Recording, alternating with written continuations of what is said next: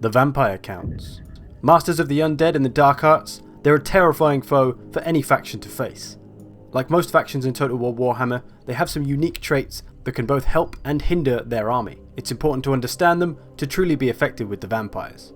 So this guide will delve deep into the vampire army. However, there will be nothing on the campaign, this is purely about the army and how to use them on the battlefield. It is time! The dead march! So let's begin with the army's overall traits. So they're actually pretty good all round in the areas where they have units. Of course they have no ranged, but their lords are good, they've got some good infantries, they've got good cavalries, they've got good monsters, so they're pretty strong in all their possible fields. But there is an issue with their value for money, which I'll talk about later on.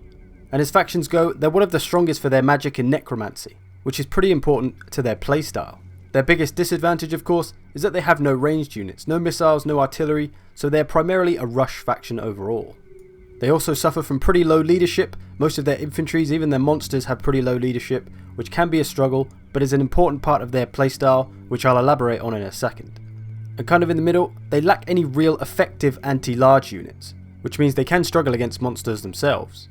They also don't rout and run away like all other factions. This can be seen as a good or bad thing, depending on your situation.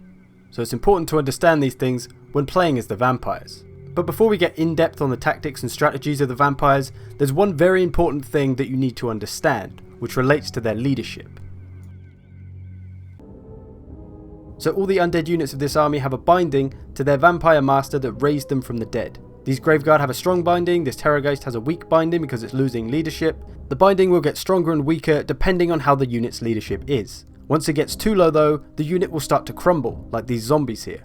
And crumbling is the thing that we need to try and avoid, although it is somewhat inevitable. You'll see these crypt horrors here go in and out of crumbling as their leadership goes up and down. As you can see by the description, it's a constant direct damage effect on the unit itself, that is only disabled if the leadership is above 0. So crumbling is the vampire's form of routing. They don't run away, they just slowly die instead. So how can we counter this? You might think, oh, I'll just try to keep my leadership up. Nice and easy, right? Well, not really with the vampires. They don't really have a lot of great leadership buffing abilities. Very few leadership buffing spells, no Grail Relic or Old Grumbler type things, etc. So how the hell do they stay in the fight longer? Regeneration, my friends. Vampires are the master of necromancy, the master of bringing things back to life. Instead of using leadership and cheering you on to keep you from running away, they'll just hand you a bandage and tell you to keep fighting instead. Some of the units have regeneration themselves, others emit mass regeneration to nearby units, and the vampire lords themselves can of course use magic to keep their undead units alive. Or dead. Or undead. Either way, just remember, crumbling is bad news. You need to offset it with regeneration. And there's also disintegration, which does the same thing as crumbling, just a lot more damage, so they die a lot quicker. It's their form of being shattered. Now that you hopefully understand that, you'll understand that the vampires' fight is not only against an enemy, but against time as well. Hence, why they are a rush faction. Now for an overview of the vampires' main strategies. So first of all, as I just mentioned, they are a rush army. They can't sit back and just take artillery fire and tank it, because it could result in crumbling, same with missile fire, so you have to be quite quick as soon as you come into range of any of those kind of dangers. Then, as I mentioned earlier, magic is of a key importance for the vampires. They have a lot of strong offensive spells: Spirit Leech, Fate of Yuna, Wind of Death, Curse of Years, and then of course there's regeneration spells. Invocation of Nehek is a fantastic spell, it's very cheap to use, and it not only regenerates the health of the unit, but also resurrects dead combatants from that unit as well. Because a lot of vampire units aren't very good value for money, using spells to buff them up and make them stronger at certain times is pretty important for getting the most out of your more expensive units. And what about all these cheap units in the army? What's their role? Well, the vampires are very much built around harassing the enemy. Stopping the enemy from executing his game plan is their game plan.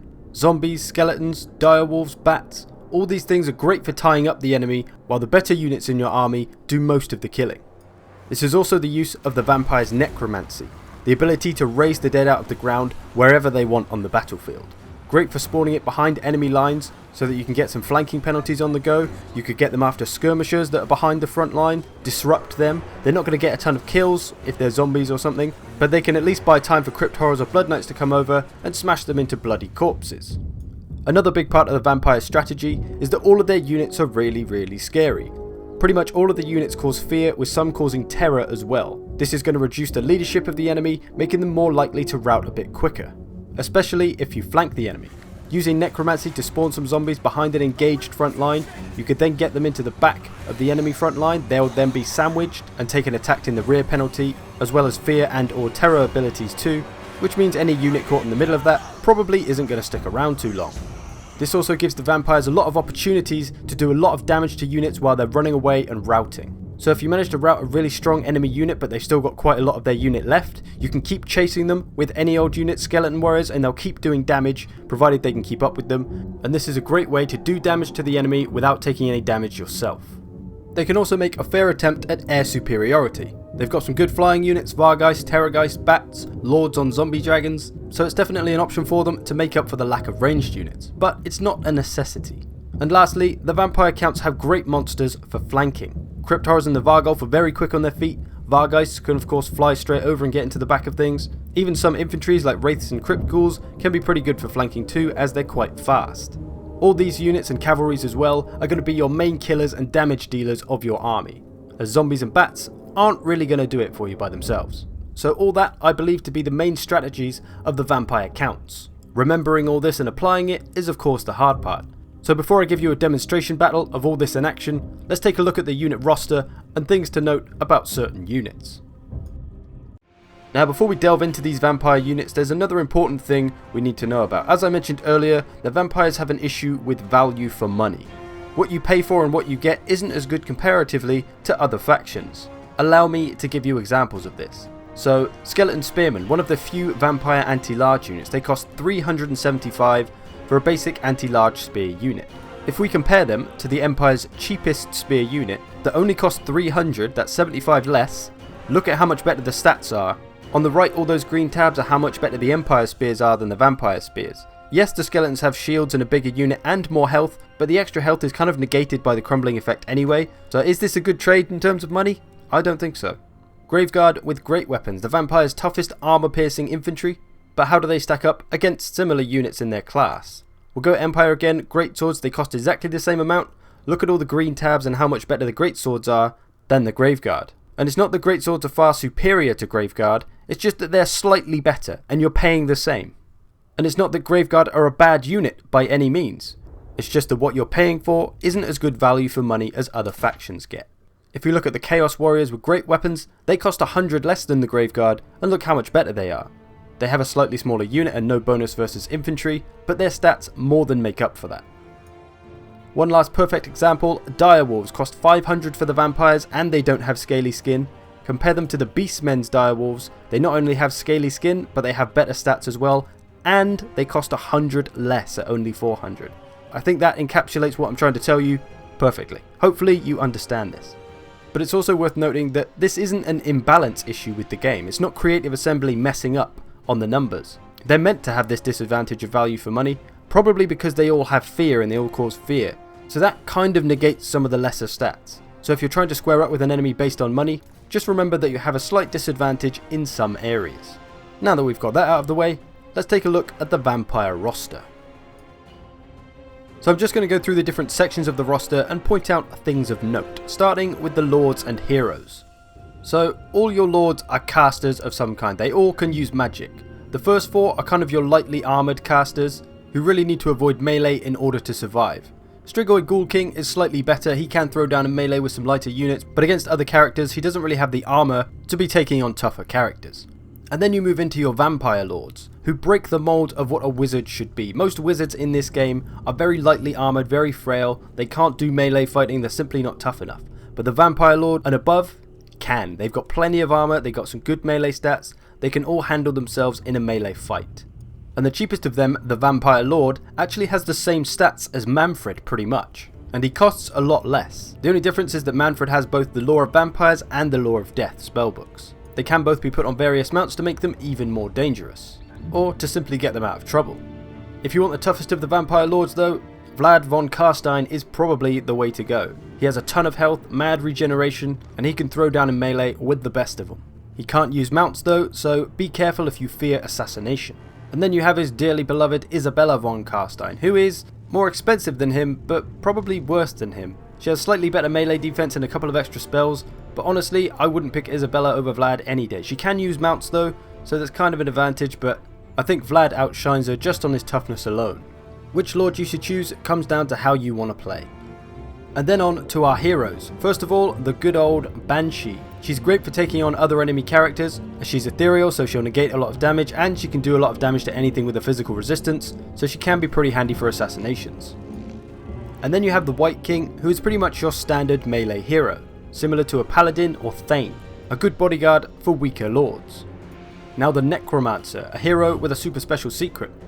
He has a trait that makes him really awesome to just have around. He passively regenerates the health of units just by standing within 30 meters of them. If I can find the spell, that is. Master of the Dead, that's the one. So you can see it replenishes his health and nearby allies, but it only works when he's not engaged in melee, so you can't have him fighting anything, he has to just be stood there, but he will replenish the health up to 30 meters. And lastly, a couple of vampire wizards who just have the different lore spellbooks. They're not bad in melee either, as they do have quite a bit of armor and some good stats. Now to the vampire infantry. Your first 3 units, skeletons and zombies, pretty much just your tying up distraction units. They won't necessarily get a great deal of kills, but they'll play their role well enough. The Tyeth are a slightly improved version of the zombies. They're not going to do too much more damage, but they will last a bit longer as they have more in their unit and more health, so useful if you want to hold a certain spot for a longer time. Skeleton warriors will do more damage and last a bit longer, but with only 30 leadership, they're going to be crumbling pretty quick. Skeleton spearmen struggle with the same issue of really low leadership. When fighting a giant or something, they're really going to struggle to be efficient. Crypt ghouls can be handy as a flanking unit because they're fast, or as a support unit because they're poison. Then you have some poison skeletons, pretty much the same as the skeleton warriors. Feasters in the dusk are the same but with a stalk. And then you've got your grave guard, your top infantries for the vampires. Going to be your best bet for killing tougher enemy infantries, though of course at that value for money disadvantage. And then you have cairn wraiths, who are actually a really good unit. They can put up a similar performance to the grave guard with great weapons against top tier heavily armoured units. And believe it or not, a single unit of cairn wraiths can nearly take down a steam tank. They shred armour really damn well. And then you just have the Sternsmen, who are the same as the grave guard but with regeneration. Now for the vampire cavalry, and they have a lot of different options, starting off with the Black Knights, a very cheap cavalry, not a bad one for the price. Probably best used against cheaper units or for trying to run down skirmishers or even routing units. And they're also a melee cavalry, which there aren't too many of. And then you have the Black Knights with lances, basically the same, just they're a shock cavalry, so they have a higher charge bonus but less melee defense. Great for those hammer and anvil tactics on a budget. Beric's Reavers, basically the same as the previous unit, just with slightly higher stats and regeneration. Their melee defense actually borders them being a melee cavalry. Now for Hex Wraiths, a very dangerous unit indeed, a great one for vanguard deployment. Hide them away in some trees, leave them there till the late game when all the enemy units are beaten up, and then bring them out with their terror ability. They'll finish off and scare off everything that's left. Great for taking on heavily armoured units as they are a melee cavalry, just watch out for enemy units with magical attacks. The Chillgeists, a slightly stronger version of the Hex Wraiths, and they also reduce the speed of any enemy they attack, very useful for catching cavalries. So Wraith units, very dangerous for the vampires, great for taking down any kind of heavy armour. And lastly, a unit that needs no introduction, the Blood Knights, one of the strongest cavalries in the game. They're a shock cavalry, so they're designed for hit and run. Their big selling point is that they are anti-large, so against other cavalries they will destroy most of them. Against some kind of large units though, they're not terribly effective. Something like a giant or dragon ogre is quite a small target, and if you charge into them, not a lot of them are going to hit it. And you don't want to stay there because they're not really a melee cavalry and they're too expensive to be taking tons of damage. And if you get them fighting with a giant, they're going to take a ton of damage. So do be careful with them because you are putting a lot of money into them. Now for one of the stronger aspects of the vampires game, it's monsters. First up, bats and direwolves. They're mainly there to be the disruptor of missiles. Bats are great for stopping enemy units firing at your troops on the way in, and direwolves will eat them alive should they get hold of them. So that's those harassing units that I was talking about, and that also works on artillery as well. And then you have the Dire Pack, who are basically just warhounds, except they are anti-large, which is a pretty cool little trait for them to have, and I can't imagine they'd fare too well against larger monsters, so cavalries are probably their best target. And no vampire army is complete without Crypt Horrors, one of the best units they've got going. They're armor piercing, they're poison, they regenerate, they're fast. Their biggest downside of course is their leadership, but you can send them into fight for a while. They'll take a bit of a beating, they'll lose some leadership, they may start to waver and crumble, but you can then pull them back, let them regenerate, let them get that health back, and they'll be good to go again. That's a pretty good and common tactic you'll see people do with regenerating units, especially their lords, so Crypt Horrors are a must. Vargeists, a fantastic flanking unit of course. They can fly straight over the enemy lines and just hit them in the back. You can hammer an anvil with them. They don't have a great deal of melee defense, so you've got to be a little bit careful with them. But much like bats, they can get after the skirmishers and the artillery, and generally just fly all over the place being a nuisance, harassing anyone and everyone they want. Also a good unit if you want to hold air superiority. And then we have the Vargulf, very similar to a Dragon Ogre. It's very fast, it's very strong in crowds, armor piercing, regeneration, again, a fantastic flanking unit. Got to watch out for that anti-large of course, but with 80 speed it's faster than a lot of cavalry, so it can be good for getting after some cavalries as well, provided they're not anti-large. And of course the only real problem is its leadership, so occasionally pulling it away to recoup its health and regain some leadership might be a good plan rather than just leaving it in combat all the time. The Devils of Schwarzhofen, they're your next unit. They are just slightly improved Vargeists with Terror and Vanguard deployment, which is pretty cool, but they're probably one of those units that are best saved for the late game because of that Terror ability. And speaking of Terror, the last unit is the Terrorgeist, an anti-large zombie bat dragon thing. It's great for taking on single entity large units like a giant or a dragon ogre or an arachnarok. In crowds it tends to try and dive in the middle of them and thus gets itself surrounded, and with low leadership that means it doesn't hang around very long. So best off trying to keep it out of the crowds. It could go after flanking cavalries, perhaps, but being a bit conservative with your Terrorgeist could be a good call. And lastly, all the carts and war machines. So all these things play great supporting roles. This first one, the Corpse Cart, increases the melee attack and melee defense of any units that it's nearby. Pretty handy if you want to give your front line a bit of a buff and make them last a bit longer. And then you have the Balefire version, which is pretty much the same thing, except it now does something with magical disruption. I think it increases miscast chance, but it has to be within 40 meters of the enemy caster, which is quite close, and I don't think very often you'll be that near the enemy caster, so it may be a little bit pointless. And then you have the Unholy Lodestone Corpse Cart, which is pretty much the same. It gives the attack buffs like the other one did in defense buffs. It doesn't have the magical thing, but it does have mass regeneration instead, so this is probably the most useful one, because constantly regenerating the health of your front line seems like the best option there. And then you have the Black Coach. Many people not a fan of this unit. It is just a chariot. Use it like any other chariot. Keep it moving, keep it charging through thin units, and it will rack up some kills.